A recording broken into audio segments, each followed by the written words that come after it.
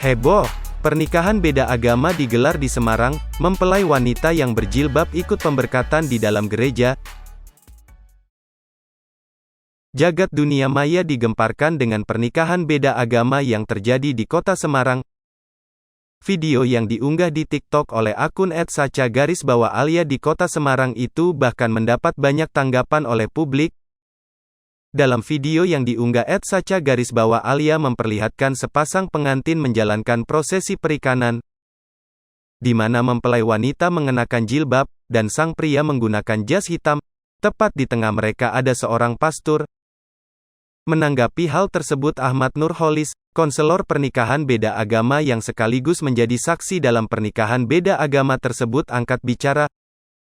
Ahmad Nurholis mengungkapkan, pasangan pernikahan beda agama melakukan akad dan pemberkatan di dua tempat pada Sabtu, tanggal 4 Maret tahun 2022.